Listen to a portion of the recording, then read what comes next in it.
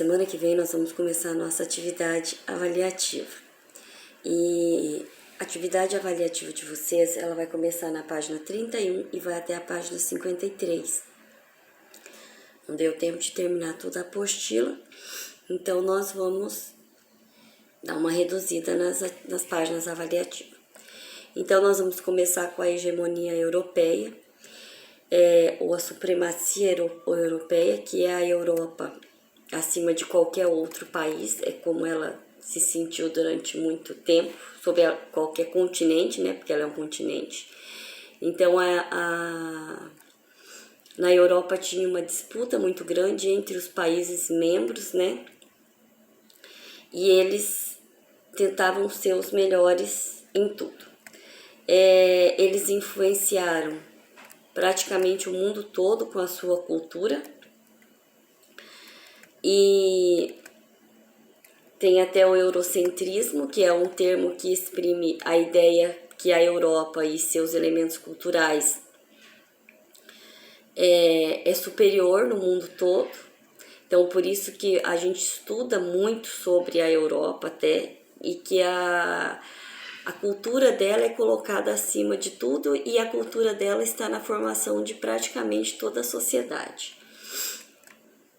Aqui tem um mapa histórico, vocês podem ver que a Europa é até bem desenhada, e olha os outros continentes. Olha o continente americano, que horror que era.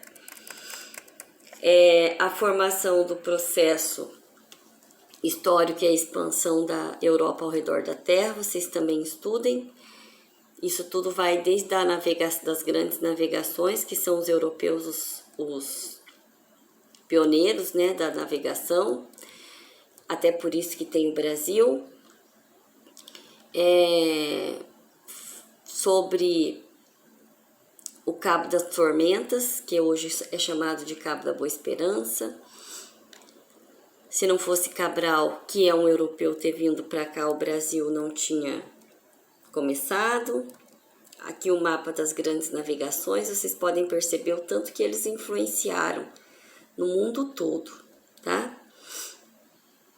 Depois a gente fala sobre os pactos coloniais. O que eram esses pactos? Os países europeus submetiam os outros países a esses pactos, aonde o país da Europa seria a metrópole e o país onde eles colonizaram seria a colônia, igual o Brasil. Portugal era metrópole de Brasil. Depois a Europa entra na África e ela muda toda a perspectiva da África, de como era, e a exploração na África passa a ser extremamente grande. Isso tudo já foi falado para vocês. Houve muito massacre cultural na África, a partir da Europa, da expansão europeia, porque eles queriam que os países, os lugares onde eles colonizavam, passassem a ter a cultura deles, até acreditar no mesmo Deus deles. Aqui são todos os lugares aonde os europeus ficaram. Vocês podem ver que está todo pintadinho, então teve muita gente na África. Depois, com a Revolução Industrial, eles resolveram dividir a África entre os países da Europa, isso porque eles precisavam de muita matéria-prima, como o ferro, o cobre e o chumbo, e na África tinha muito. E aí nós vamos falar agora sobre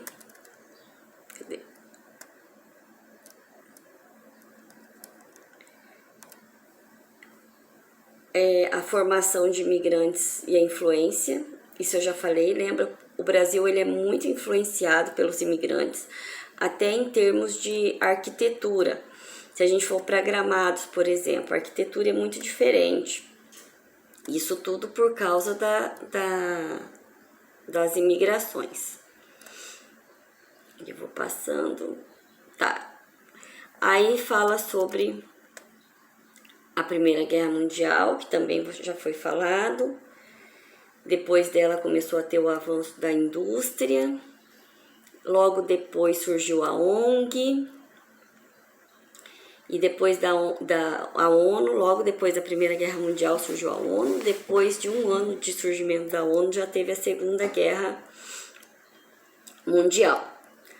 E depois da Segunda Guerra Mundial ela já terminou com os conflitos da Guerra Fria, que foi um movimento ideológico onde não houve uma guerra de fato, porém foi um momento onde as duas partes, tanto o capitalismo quanto o socialismo, se armaram até os dentes, porque eles tinham medo que houvesse mesmo uma guerra. Teve corrida armamentista, teve corrida espacial, tudo se desenvolveu muito rápido durante a Guerra Fria. O grande símbolo da Guerra Fria é o Muro de Berlim, que dividiu de Berlim ao meio, um lado socialista, outro lado capitalista.